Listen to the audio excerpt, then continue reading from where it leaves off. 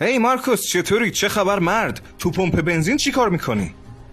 رابرت، یه مشکلی هست. خدای من، بازم یه مشکل. چی شده؟ چه مشکلی؟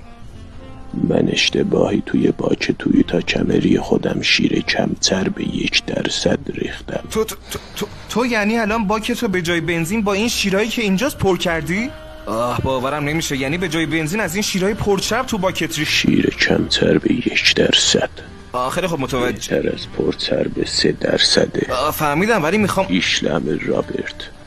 خب میدونی چیه رفیق، من اگه جای تو بودم ترجیح میدادم تو باکم به جای شیر بنزین بریزم. هی کفتره رو نگاه کن، چقدر ناز و گوگو. سیح دیر. خیلی خوب باشه. کجا داری میری؟ هی صبر کن چی کار داری میکنی؟ چرا اونو کشتی؟ اون فقط یه کفتر بود، اصلا کاری به کار ما نداشت.